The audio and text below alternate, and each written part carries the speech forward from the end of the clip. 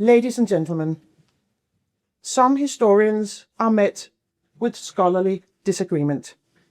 Others are met with something far more telling, a concerted wish that they simply should not be heard. Raymond Ibrahim belongs to the latter category, and that is why we are gathered here today. The Sappho Prize is not a popularity award. It is not an endorsement of consensus, nor is it given to those who say what is expected, what is comfortable, or what is safe. The Sappho Prize is an honor. It recognizes courage, and it serves as an encouragement to stand firm.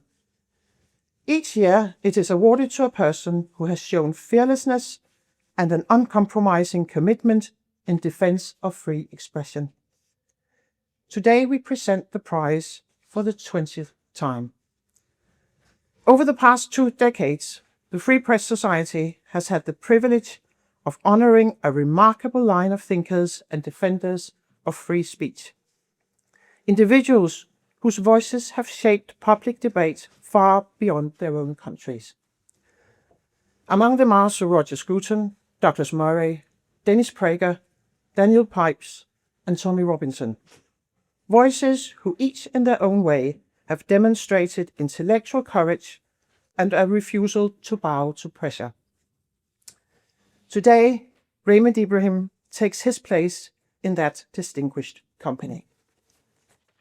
For more than 2 decades, Raymond Ibrahim has devoted his work to one of the most sensitive and systematically underreported issues of our time, the persecution of Christians in large part of the Muslim world, and the historical roots of conflicts that many in the West prefer to explain away as social tensions or the aftershocks of colonialism.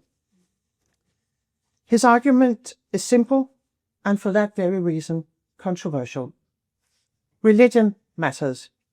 Texts matter. History matters. And violence does not become any less real simply because it is inconvenient. At a time when human rights otherwise play a central role in the West's understanding of itself, it is striking how little attention is given to the plight of Christians in public debate. Today, Christians are the most persecuted religious group in the world. Yet their situation is often treated as a marginal issue, something that may be politely acknowledged, but rarely examined with the seriousness and consistency it demands. Raymond Ibrahim has made it his task to document this reality. Through his monthly reports, he has carefully gathered and presented well-documented cases of violence, discrimination, forced conversion, blasphemy prosecutions, and the destruction of churches and Christian property. The picture that emerges is not one of isolated incidents, but of structural and persistent persecution.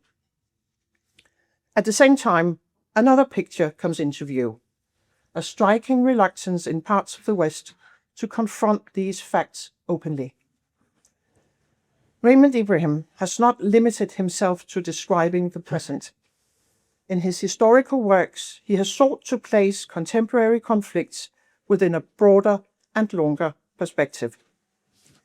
Here, he explains the historical and theological background to both the medieval and the present-day conflicts between Islam and Christendom. He brings into focus elements of that background which are often overlooked or consciously downplayed by many Western academic historians.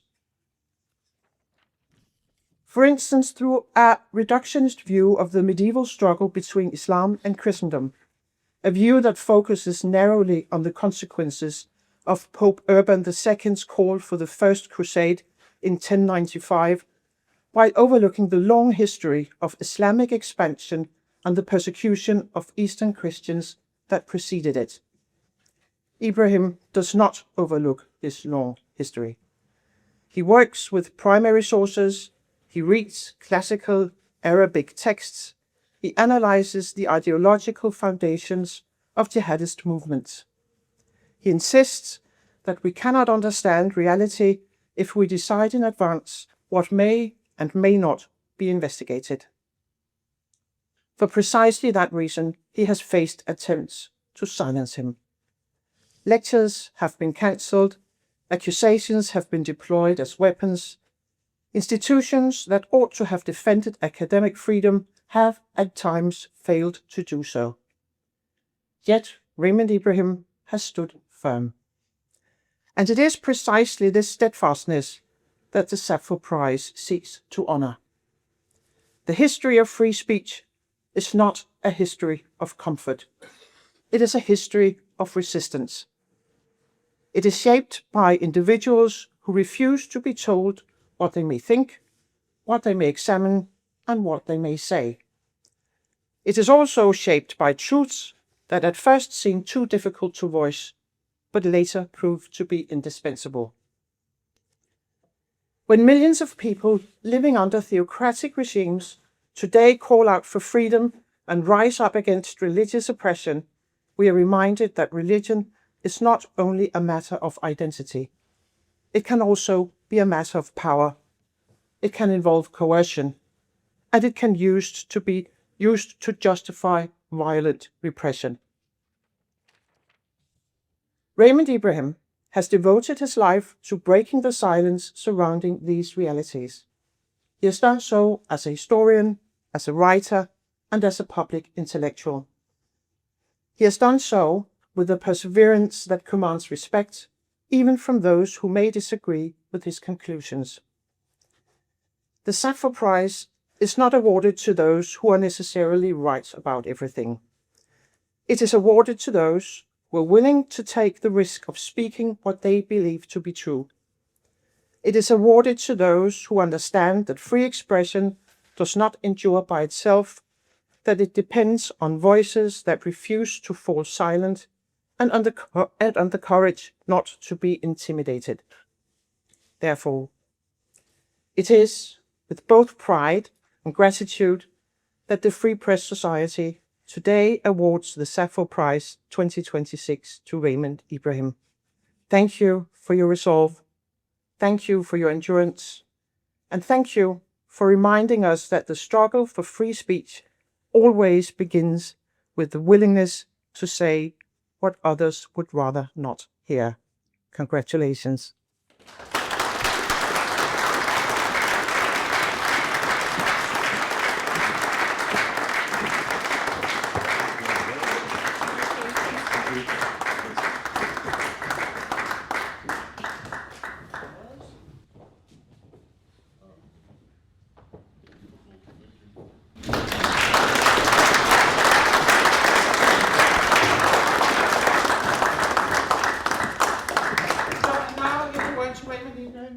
Okay.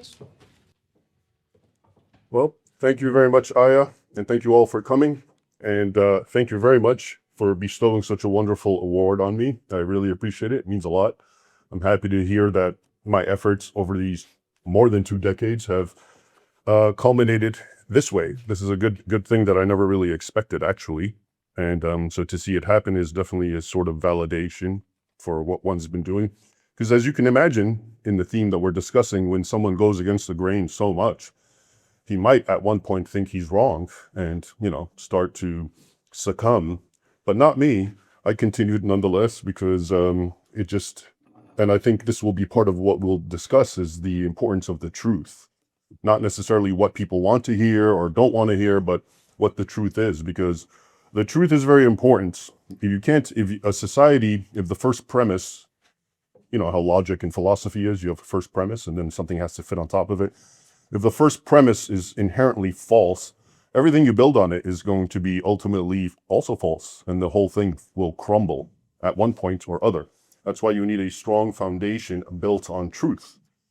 Now, for this talk, I'd like to discuss, we can talk about how we got here, we have to know where we came from. So obviously, that's why I've always been very interested in history.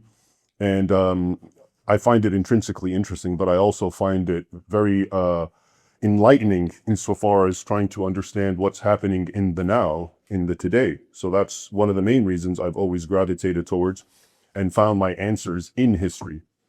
And in the context of what we're discussing, basically the West in general, Denmark, of course, in particular, and the question of Islam in general, which is, of course, my field.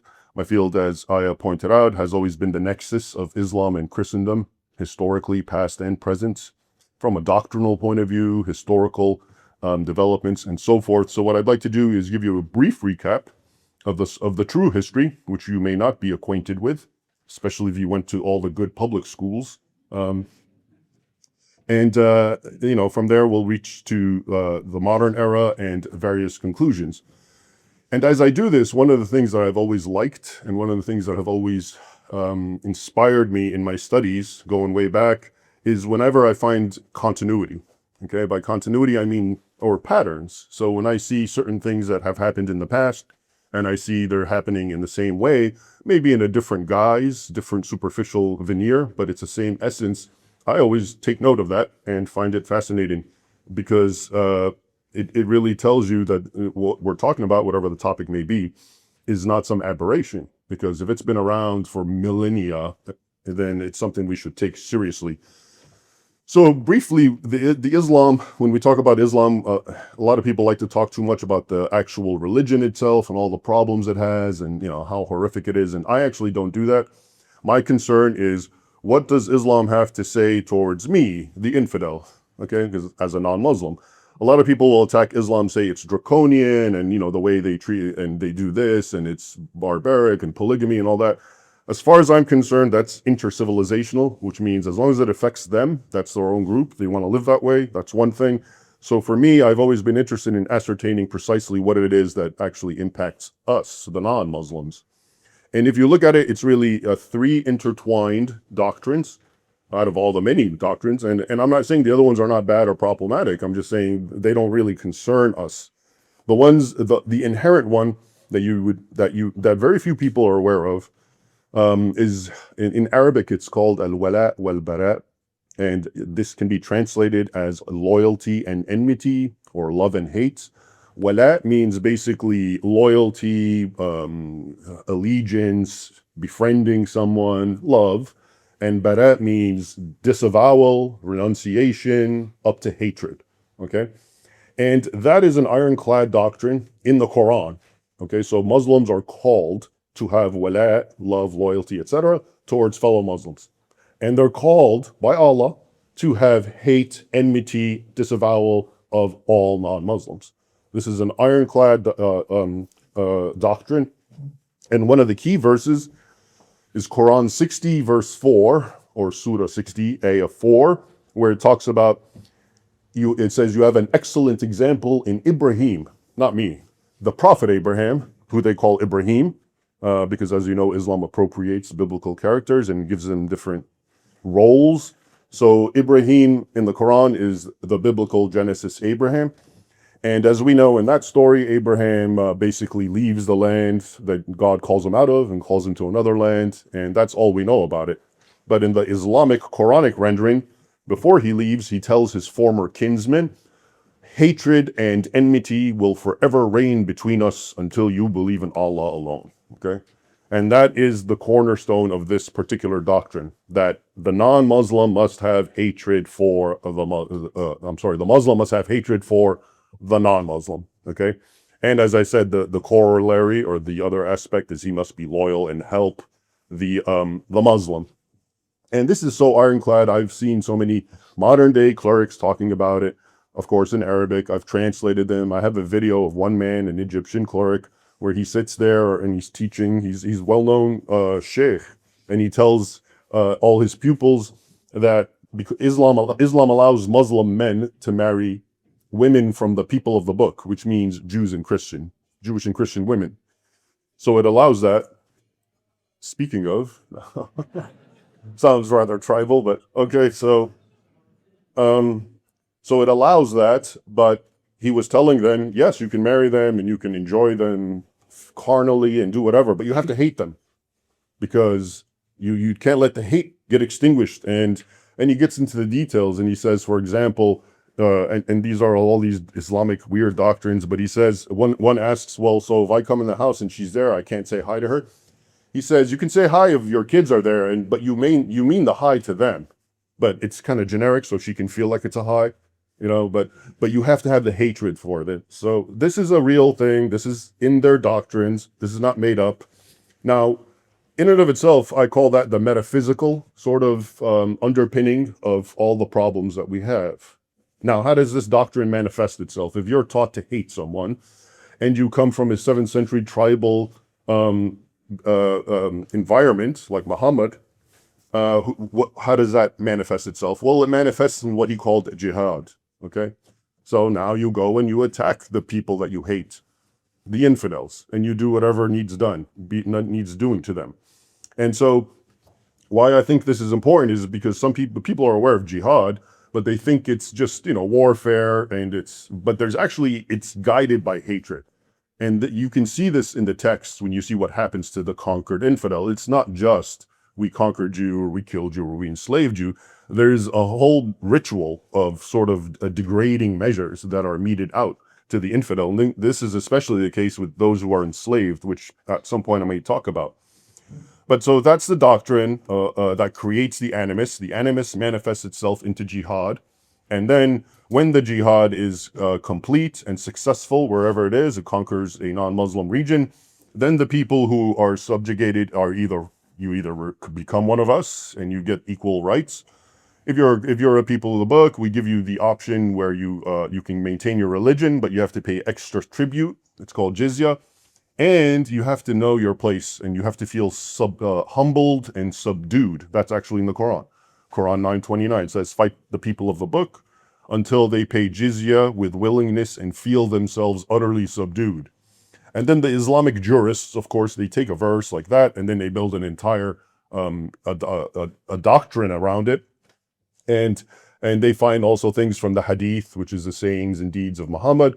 And his sayings and deeds are such, of course, that it enforces the sort of subjugation thing. For example, Muhammad said, if you come across a Christian or a Jew, the way it's written in Arabic, push them to the side, make them feel uncomfortable, and kind of ostracize them. Okay, you're never supposed to say salam. If you're familiar, Muslims will always say salam alaikum, and the response is alaikum salam. You're never supposed to say that to a non-Muslim. Okay, so again, you can see it's not just that there's warfare. It's that hatred is there, and it culminates once that person has been subjugated. And that, of course, is the history of what has happened to much of the non-Muslim world, especially the Christian world. So that basically those are only the 3 topics doctrinally that I really think you need to know about. And what really made them powerful, if you think about it, is Muhammad, his genius, as I call it, is he took the tribal mores of his 7th century, essentially Bedouin style, which was immensely tribalistic. And as you know, tribalism is basically us versus them. Us being the bloodkin. Everyone outside the tribe is enemy. We kill them, plunder them, enslave them, whatever. He took that and he now deified it. He re-articulated it through a theological paradigm. So now it's no longer us, our blood, against the others. It's us, the ummah, which means the Muslims collectively, against everyone else. So it was the same logic, but just a slight paradigm shift. And so it wasn't, this is why it's really interesting. Historically, all the people who converted to Islam were originally tribal peoples, not sedentary people. So you had the Arabs were the first, then the Berbers later on, and then you had the who became the Moors in Spain. Then you had the Turks, you had the Tatars or the Mongols who did become Islamic. And I believe that's because the message of Islam, as I'm explaining it to you, just completely comported with their pre-existing way of life, which is we raid on the other, and we take their stuff, and we enslave them, and we kill them. But now, we do that, and the more we kill, and possibly if we are killed, then we even get rewarded in heaven. So it's even better than secular tribalism. Now, this is deified tribalism, which means now the more you do this, and the more you hate on these people, and you plunder them, and kill them, and destroy them, that's a sign of piety. And Muhammad tells his followers that, there's in the Quran, there's one verse, I believe 9:111. It says, he who fights and kills and is killed gets the highest level of martyrdom in paradise. which includes supernatural, bosomed, very supernatural women who are kind of almost pornographically described in the Quran as pleasuring his favorites in perpetuity. And there's all sorts of weird things like, their hymen comes back and you can continue doing it forever, and the erection never softens. And that's actually in the Islamic text, believe it or not.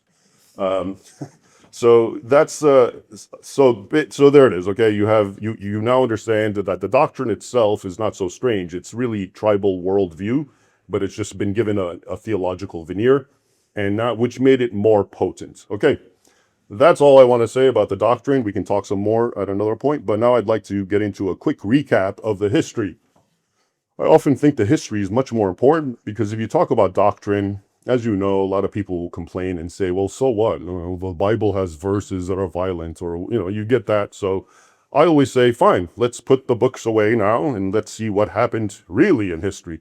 Did the Muslims do this? Did they actually uphold what we're talking about as far as what's written in the Quran and codified in what's called Sharia law? Or is this just Islamophobia on our part? So a quick recap of the history is in order, and basically, long story short, Muhammad dies in 632 AD, and that's when the jihad blows up out of Arabia, and quickly the two superpowers of the time, which was the Eastern Roman Empire, which we call the Byzantine Empire, and the Persian Empire, the Sasanian Empire, they were the two superpowers.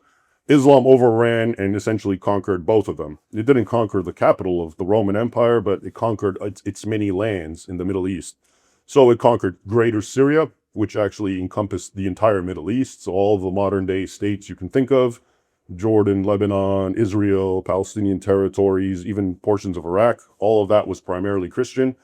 All that was conquered, Syria, of course, and then Egypt, again, one of the oldest Christian nations, all the way westward, Algeria, Tunisia, Libya, Morocco, and then into Spain, okay? And Spain got conquered. And I give you the date 632 because it's very easy to remember. That's the day Muhammad, the year he died. 1 century after his death is 732, and that's the famous Battle of Tours, right in the middle of France. So in 1 century, Muslims living up to what I described to you, the concept of jihad, went and conquered all that vast territory. And most people don't realize all that territory when you went back that time in the 7th century. And if you looked at the old world, Europe and the North and the Middle East and so forth, the Christian world, most of it was in those territories. So the older Christian territories, where you had the more learned fathers and church fathers, where all the councils were being held, it was all in that area. There were 5 major sees historically. One was Rome, and the other 4 were in the east: Constantinople, Alexandria, Antioch, Jerusalem. All 4 of those were swallowed up. So in a way, that's, if we say there's 5 and 4 got swallowed up, that's almost saying like 80% of the Christian world was conquered through violent force from jihad. Bet they never taught you that in your schools. So that's something to keep in mind. And then the Mediterranean, of course, people forget this part, but the Mediterranean was completely devastated. Every single island was conquered, occupied, enslaved. There's very horrific things that I recall reading about what happened to the islands during these early times, to the point that Ibn Khaldun, a well-known Muslim philosopher, he characterized the Mediterranean as it became a Muslim lake. Well, it wasn't a Muslim lake historically. Actually, it was where the North Europe and North Africa and the Middle East were actually all part of Christendom, one world. And that's why Rome had commerce with Egypt and with Syria and vice versa, because they were all Christian at this point in the 7th century. But once that happened, basically Europe, not even all of it, because as we saw, Spain was conquered, but the rest of Europe was basically cut off. And this is when historians used to call the Dark Ages. Okay, so they tell you, they try to pin the Dark Ages on you. They say the Vikings came and ruined everything around 800. But actually, it was more the Muslims, what they did. And there's an entire thesis by another historian who, of course, got shut up, but this is an early 19th century historian. Henry Pirenne. I believe he was French, but he wrote a whole book called Charlemagne and Muhammad. And he basically said, without Muhammad, the rise of Charlemagne and the feudal system and all that would have been inconceivable, because it was Muhammad and his followers who completely remade the old world and split off Europe from what it was once connected to, which is to say the East, Constantinople as well. So that was a very traumatic event that occurred in the Christian world, and like I said, led to the beginning of the Dark Ages, which, and then, you can look wherever you look. Spain, for example, that's to me a microcosm of jihad versus crusade for centuries. Okay, they try to tell you Spain was some sort of multicultural heaven. Yeah, we'll get into that. But actually, it was, if you look at it, so when the Muslims conquered it, right before they got to Tours, there was if you envision the Iberian Peninsula, in the northwest quadrant, this is the area where it's just rough mountains, kind of a wilderness. Nobody really wants to live there, supposedly, back then. And something like a handful of Christians were holed up there that did not submit to Islam, the way the others had. And the Muslims in their texts say, who cares? They're just a bunch of, yokels living in the woods. What are they going to do? And then anyway, century after century, they started to get stronger and come down and down, further south. And this is, of course, called the Reconquista.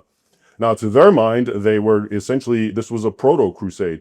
They were reclaiming Christian lands that had been conquered by Islam very violently. And that went on. And I just find, and here's the amazing thing, this goes on for literally like 7 centuries until it's finally around 1492, 1500. The war with Islam is finally at an end. And it's all a lot of vicissitudes and a lot of atrocities. A lot of jihadist organizations would come from North Africa. One battle is the Battle of Sagraha in the 12th century. They built a mountain of Christian heads and climbed atop it, singing praises to Allah. And that sort of thing was not as aberrant as you would think. So that's Spain for you. But they'll tell you, but what about the Golden Age? What about, everyone lived in peace? So let me explain to you real quick, I think this is important, what the Golden Age was. And I'll give you an analogy. The Golden Age for Spain, and also the Abbasid Caliphate, because centered around Baghdad, because that also is called the Golden Age. But the best way to understand it is like this. The reason historians will tell you it was a golden age, because they look at Spain and they see it had a lot of material wealth, and it was prosperous, and it was culturally refined, possibly, and they had, better science, obviously, than Dark Age Europe, because they're the ones who cut off the access to science, obviously. But the Islamic, everything that I just told you, the atrocities, that was still there, 100%. So the best way to understand this is, imagine, these, UAE or Dubai, that they have those beautiful skyscrapers, right? Those countries. Imagine, it's 100, 200 years from now, the whole world's changed. We don't know anything about what really happened. And you look at those countries and you say, but look, that we know one thing about that country, UAE or those areas. They had a lot of great architecture, okay, and they were Muslim. Therefore, based on that simple logic, Islam leads to wonderful progress. But we know, we can look at it, yeah, they do have that progress, or they have those things, the buildings and the technology, but one, it wasn't made by them at all, and two, they still are following a 7th century Bedouin mentality within amongst each other. So I submit to you, that's how you should understand the so-called Golden Age in Spain. It was the same thing. They had wealth, almost all of it plundered from Europeans. They had slaves, almost all of whom were plundered from Europe. And they were powerful and opulent. Okay, but beneath that, it wasn't because they created anything. It was because they were taking it. But beneath that, it was the same usual Islamic stuff. So as one example, and historians don't like it when I bring this up, but apparently at the height of the Golden Age that they reference, because it was very, very short-lived, it's something around in the mid-7th century maybe, like through 2-3 decades. Well, during that same time, there's what's called the Martyrs of Cordoba. And who these are, they were about 50 Christians, because Christians were subjugated by the Muslims at the time. These aren't the ones who were rebelled. These are the ones who were living under Islam.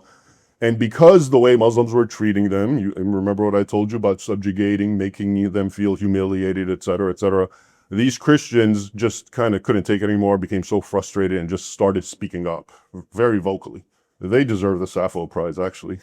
They started saying, your prophet is a demon. There's only one Lord, Jesus Christ, this and that. And all 50 of them were tortured, skinned alive. One woman was boiled alive, beheaded, and crucified. Okay, this is during the Golden Age. So the Golden Age is much more about material opulence, which, yeah, Muslims would like to acquire, and they can, and much less about a somehow progressive civilization. Okay, it never changed, and that's why I think that analogy with these rich Gulf states makes sense. Okay, yeah, they have good stuff, but it's not because of their civilization, and their own culture is still like what it always is. Okay. Now, moving along, we're talking about this vast conquest. So basically, 2/3 of Christendom was conquered in 1 century, right? The Mediterranean was destroyed. It was a traumatic experience for Europe. Spain, I told you, was engulfed in a war. And then later on, you get the Turks. Now the Turks rise up, they become Muslims, and they essentially became the standard bearers of jihad, better than the Arabs, actually. A lot of historians will tell you that they took to jihad even more fanatically. And I'm thinking now of the Seljuk Turks, especially. These are the ones who come right before the First Crusade. They're running amok. They're attacking. You may have heard of the Armenian genocide at the hand of Turks. It actually goes back 1,000 years before the one you know. The one you know is in what, World War I and late 1800s. It actually starts in around 1050. And that's when the Turks start entering in what, Greater Armenia. And according to contemporary sources, they burned thousands of churches, slaughtered countless people, enslaved even more. And again, all throughout this, keep in mind, if you dig in the sources, you will see that the religious hostility that I tried to express to you was always there. It wasn't just one group conquer another. So, for example, out of nowhere, after they conquer something, then they go and break the cross and drag it in the dirt. So obviously, there's an ideological element to it, just like when ISIS does that today. And so this is also why with the Ottomans, they overrun basically Asia Minor, which now it's called Turkey. Of course, it was one of the oldest Christian regions in the world. It figures prominently in the book of Revelation. Paul wrote letters to it. And now, of course, it's a bastion of Islam. It's Turkey. And then from there, of course, it gets worse, and they come finally into Europe. Constantinople is sacked in 1453. Very horrific stuff, what happens at that point, and a lot of symbolic imagery, again, degrading the Christian faith and upholding Islam very much. And, all the Balkans, the wars, of course, what happened to these various nations. Hungary fought back for a while, but it too was under the Ottoman yoke for 150 years, and all the other nations south of it in the Balkans. And of course, I believe that's one of the reasons that the Eastern and Central European nations are less fuzzy towards Muslims than you are. They have that sort of recent memory history. In fact, that's what they say. People like Viktor Orban literally say, we don't want Muslims among us. We know what it's like. We've lived with them for 150 years. So I think that I really believe, because what I'm talking about now is much closer to our times. These attacks from the Ottomans were happening in the 15th, 16th, 17th century, right? Up until 1683. Now you have a massive Ottoman army surrounding Vienna. Okay. And it could have gone, and it was always piecemeal. I mean, it was to get one, consolidate it, and to get another. And the goal was always to get Rome, of course, being the central symbolic Christian head of Western Europe. So that goes on, but it's even funny that, and few Americans understand this, even America's very first war as a nation is with Muslims. And not just any Muslims who are talking exactly like ISIS would talk. So, and I'm talking about the first Barbary War, which was America's first war after it gained independence from Britain. So basically, all these Muslims who were living in North Africa, Europeans called North Africa Barbary because that's where the barbarians live, because all they did is come and raid and kill and destroy. it's hard to really express to you these things unless you really read the sources. I mean, the people were terrified. This is the problem with history when someone talks about it, and I just give you numbers, X amount died, X amount. It doesn't really capture the sort of visceral experience that people had when you see people descending on you and, tying you up, taking your wife, your daughter, raping them, enslaving. So that's why that was known as Barbary. That's the land of the barbarians where we want nothing to do with. So those guys started attacking, and this is funny, it goes back to the jizya. Okay, so Britain was actually paying tribute to these Barbary pirates as a way for them to not attack British vessels. They said, instead of fighting them, we're just giving them their money. Okay, so it was considered jizya. They took it and they let them go. Now, when the Barbary pirates got wind that America and Britain had fought, and now America was no longer covered by Britain's jizya, America became free game. And so it started attacking American vessels, enslaving its sailors, doing all sorts of horrific things to them. And then finally, and it just shows you kind of the disconnect that we're going to deal with here, that we're talking about, the modern day disconnect. It goes all the way back to the enlightened thinker, Thomas Jefferson, because he went and he met with the ambassador, one of the ambassadors from Barbary, to try to get to release the enslaved Americans. And then look what he wrote. Then after his meeting, he sent a letter to Congress, dated March 28, 1786. We still have this letter. And here's what Jefferson wrote. Quote, "We took the liberty to make some inquiries concerning the grounds of their, Barbary's, pretensions to make war upon nations who had done them no injury, and observed that we considered all mankind as our friends, who had done us no wrong, nor had given us any provocation." So Jefferson started off by saying, look, we've done you no wrong. We like all mankind. Can't we just work together? And then he continues, "The ambassador answered us that it was founded on the laws of their prophet, that it was written in their Quran, that all nations who should not have acknowledged their authority were sinners or infidels, that it was their right and duty to make war upon them wherever they could be found, and to make slaves of all they could take as prisoners, and that every Mussulman, meaning Muslim, who should be slain in battle was sure to go to paradise." Okay? Doesn't that sound exactly like something ISIS would say? And here we are, so we started, and by the way, this is the only quote I'm giving you, but in all the battles and in all the confrontations that I spoke about earlier, that was the logic. Whenever the Muslim met with the Christian or whatever to parley, this is how the Muslim would say. He would say, it's our religion, you're the infidel, and it's our right to attack and kill you. That's just the way it is. Now, that long history, we now need to talk about what happened to Christians during this time, okay?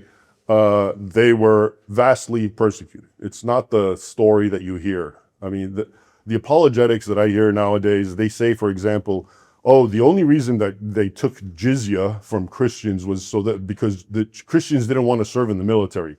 So that was their way of contributing to the war effort. There's nothing whatsoever in any Islamic source that says that. Not to mention, a Christian could not join a Muslim army because he's an infidel and he's seen as a fifth column. So I'm just showing you the kind of lies that they'll try to do. Instead of saying the truth, which is, yeah, the jizya was a humiliating tax, they try to worm it and make it sound like, no, it was just, it was trying to be a military exemption for the guy. He didn't want to fight.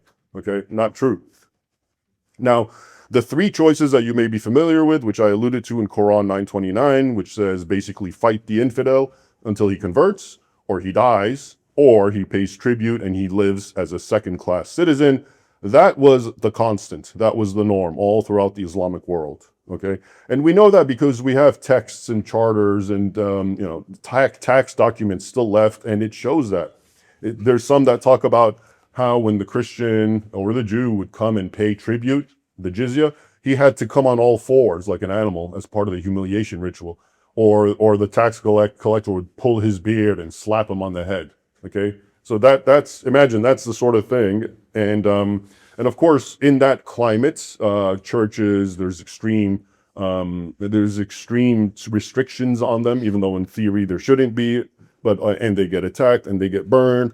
Long story short, like now, it all comes down to the whim of the people. And up until now, you look at these countries, it's funny, I tell you about continuity. I'll read something about in 800 about how one Christian in Egypt did something that upset a Muslim man. Then the Muslim man accused all the Christians of something like blasphemy. Then all the Muslims rise up and attack and burn and kill. And this goes on for 2 weeks. And the authorities look the other way.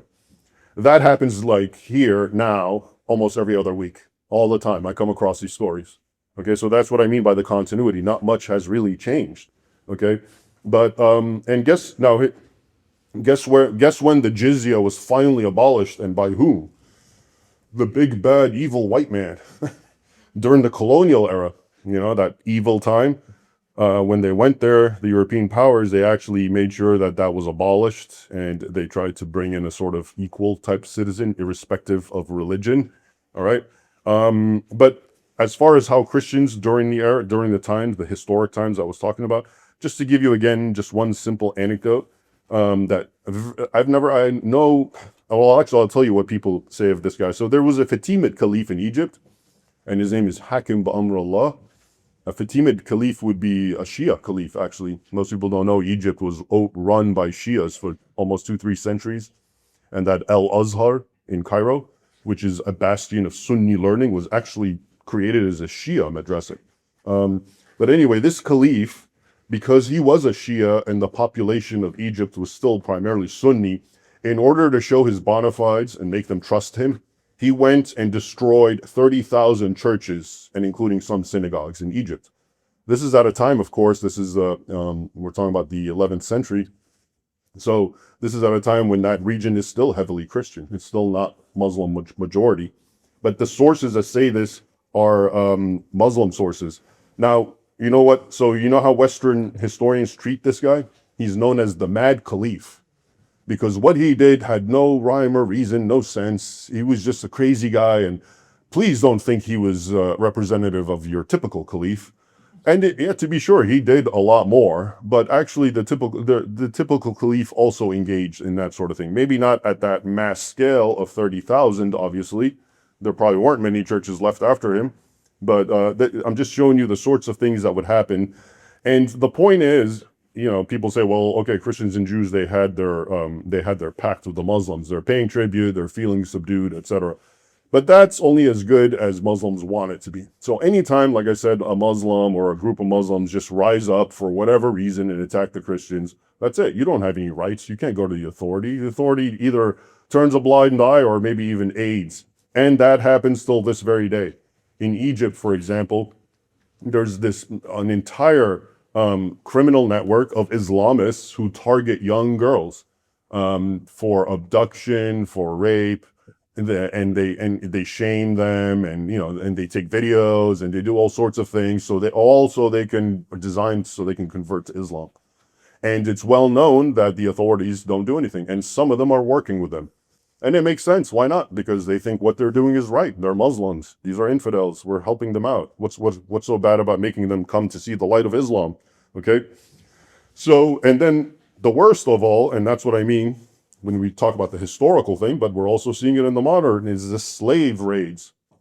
So, you know, there was the jihad and there was all that, but it always culminated with massive slave raids. So the Ottomans, I would be reading a primary chronicle, and it would note a date and say the Ottomans came and attacked this or that city, usually in the Balkans, and they left with 60,000 slaves.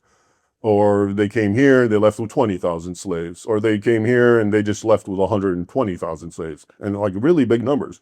And it describes women and children naked, shackled, being whipped. And if they can't run far enough, they get killed. So pretty brutal stuff.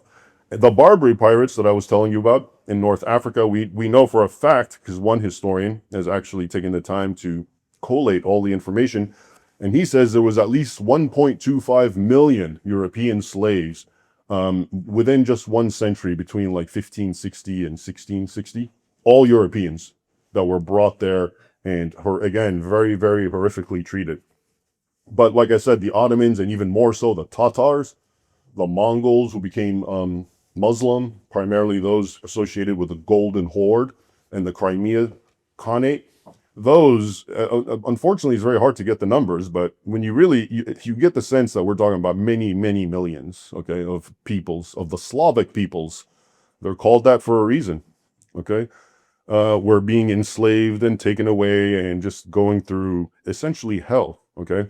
And these pirates, just to give you an idea, I mean, if you looked at the map of Europe, as you know it, so I've already shown, if you looked again, 7th century map of Christian world before Islam, first thing you see is 3/4 taken away, and then, you know, Spain taken away, half of France for a long time. You had, even after the Battle of Tours, you had Muslims ensconced in France. They had a base in Switzerland. I don't know if I'm pronouncing it right, Valais, a small area where they actually had a base, a raiding base. They attacked and almost sacked Rome in around 854 or 850s, roughly around that time. So this was a constant thing. They went as far as Iceland and the Faroe Islands to collect slaves.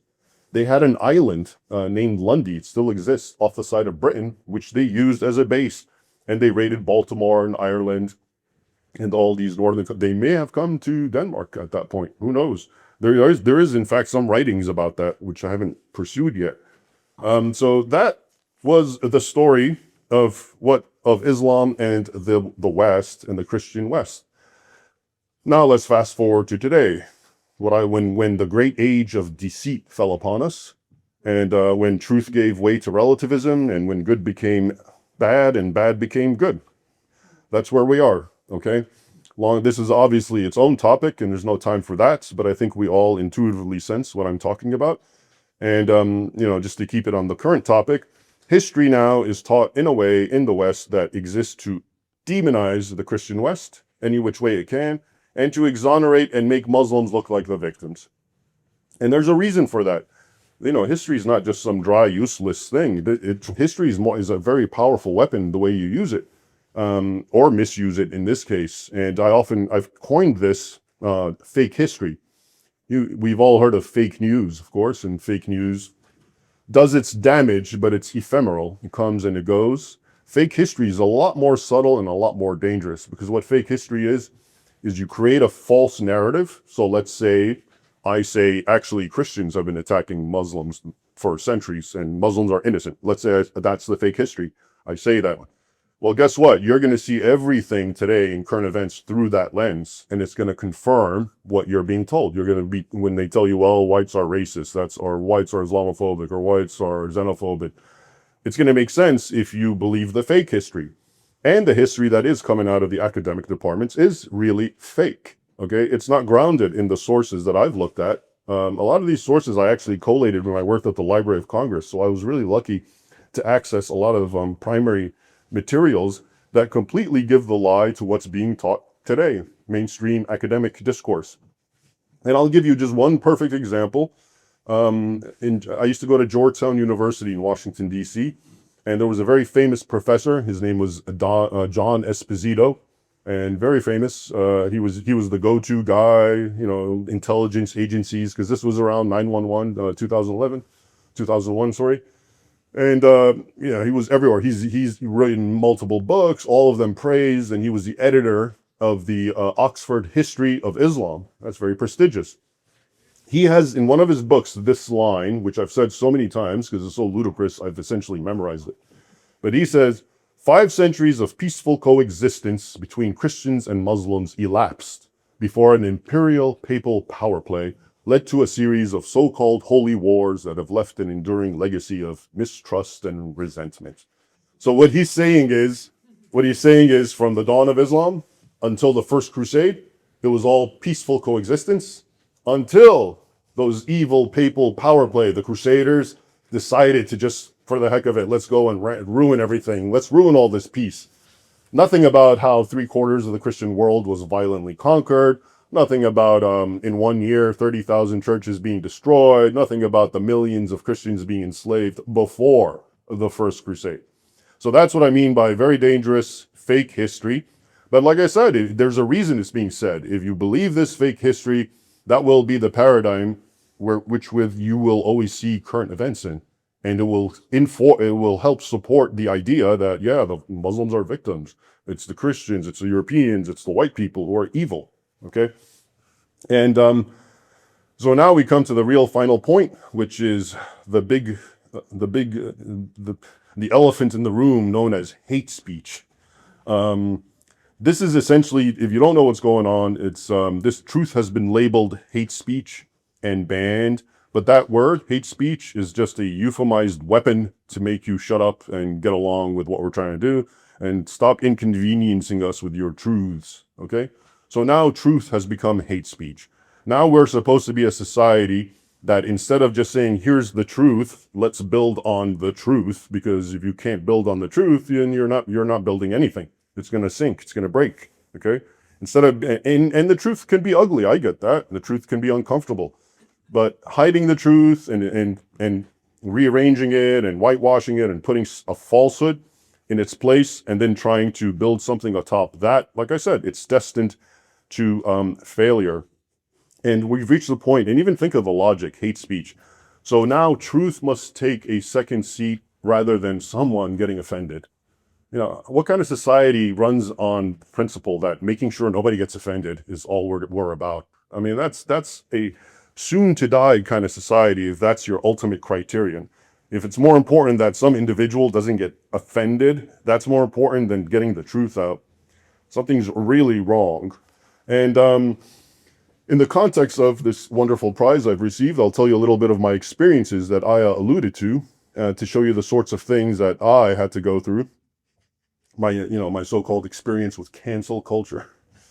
And these terms, it's funny because I was suffering these terms before they had a name.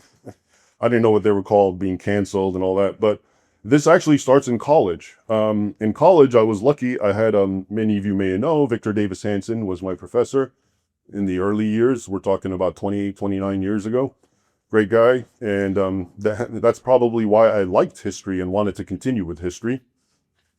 And I got my master's degree with him. He was on the chair of my committee and so forth. And then right after it, 2001, 9/11 happened.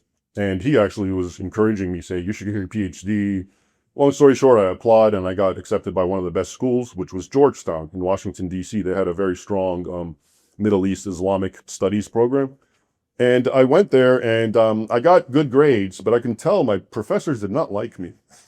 And they would even tell me, and they would argue with me about what I wrote. And one of them actually like flipped out. It's what's called triggering, as I've learned since.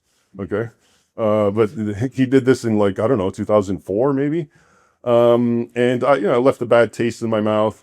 And at that time, I got a job at the Library of Congress, as I mentioned, and that became a full-time job. And eventually, I got a book deal, and I started gravitating away from happily school. But I also remember going to, also in DC, Catholic University of America, which is a big Catholic school. I went there just to study Semitic languages as part of my work at the Library of Congress, because I dealt with a lot of Semitic languages. And I remember taking a course with a priest. And when he saw what I wanted to write about, which was conflict between Muslims and Christians, he just got so like, no, why don't we talk about dialogue? And how about we do a dialogue thing? So that didn't last either. I left. Okay. And then in 2007, my first book came out, The Al-Qaeda Reader. And that was like a big thing at the time. And I was actually popular, believe it or not. Back then, I used to appear on CNN, CB, or Fox News, of course. Even you may not know these, but these are pretty, NPR, which is like the most left-wing radio in America. They used to actually have me come on, but before long, as I pieced it later, I started saying the wrong things and I started getting less and less calls from these people. Okay. And what were the wrong things? Well, I was saying the right thing. I was saying the truth. Okay. And I just continued to do that, doing my thing, mostly very low key, just writing articles, writing books. And then one of my biggest books came out, my more famous book, Sword and Scimitar, came out in 2018. And I was invited by the U.S. Army War College. This is the biggest example. Let me give you a lesser one right before it. Right before it in 2011, I was invited by a college in Seattle, Everett College, to come and give a talk. And so I don't know if you know them. You probably have your own versions here, but Muslim activist groups, we have what's called CARE. What a nice name, huh? CARE. We care. It means Council on American Islamic Relations. And they exist precisely to shut someone like me down. So when they got wind that I had been invited at this college in Seattle, they just mobilized all these Muslims and people protesting, and they very much tried to pressure them to cancel. But this college actually didn't cancel. And when I got there, I didn't even know what was going on. I thought it was going to be a small talk, and I go in and there's cameras and recorders and Muslims waving banners. Anyway, I gave my talk, and it was completely packed. Okay, it's a school, and there were students sitting on the ground because there was nowhere. And all of that, of course, isn't because me. It was because they made so much controversy, care, and the talk went through. So obviously, a lot of people want to see what this is all about. Okay, so that's an example of how it backfired. But just to show you the optics and the lies, it was a big thing. Afterwards, MSNBC, I think it's still out on the internet, wrote a whole spread about it, and it's inclined to showing me as the bad guy. Okay, and even though this class was, like I told you, it was probably like 5 times your amount. It was a big hall, and it was really full. And it was young, American students who were really interested in asking questions. The 3 pictures it showed, okay, there was one woman in a burqa, pure black, the hefty bag look, sitting there in the back. And there was another Muslim man sitting there. It showed only 3 people. That woman, that Muslim man, and one kind of, I don't know, like a hippie looking dude who probably didn't even care what I was saying. And that was the impression it gave, okay? Like that's what it was. Actually, it was the exact opposite. It was a lot of people who were happy to come and who were learning. But you see, that's one of the ways that the media, that's how they engage in fake news, just by images.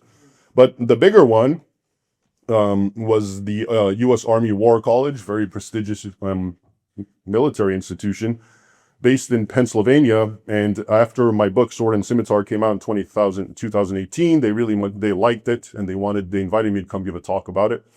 And it was supposed to be sometime in 2019. And then like 2-3 days before I'm supposed to fly out, I get my main contact tells me, hey, we're gonna postpone this for some later time, which we'll figure out. And I'm like, why? And then he tells me CARE and these other leftist organizations started attacking and writing letters to the War College saying, how could you bring this guy in? He's a liar, he's an Islamophobe, etc., etc. And then it called them white supremacists, and we feel endangered like this, etc., etc. And of course, the War College buckled but luckily, enough media reported this because it was kind of a scandal, and a lot of people actually got very angry about it. 10 congressmen wrote a letter to Trump about this, calling it a shame for the U.S. Army War College to actually, bow to the whims of CARE is now actually in one state, Texas, an Islamic terrorist group. Okay, so that's the group that's telling the War College what they can hear. All right. And also the National Association of Scholars sent a letter, all these professors signing on my behalf to Trump as well.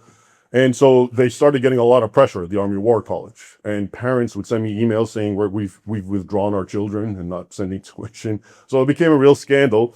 So they started contacting me every day. But I wouldn't answer my phone for some reason because I enjoyed the pressure and I wanted the heat to be on just for a little longer. And then I finally relented. And I went and I gave the talk, and just like before, it was a complete reversal of what these groups wanted. Basically, it blew up in their face, and they even told me, the event organizers, my talk was the second biggest talk the college had given after Buzz Aldrin, who went to the moon. Again, this isn't because of me. It's because this is what happens when they create so much controversy, and then they don't get what they want, which is a cancellation, because people want to see what's this all about. Okay. So that's what's going on. This is the situation. I've told you the history and the doctrine. The two things are incompatible, and we come back to a very philosophical and even religious premise, which is truth. The truth must never be abandoned. The truth as you know it. Okay? If the first premise is a lie, even if it sounds like a white lie, for example, all cultures are equal, all religions are equal. I mean, that seems to be a taken for granted premise today, isn't it?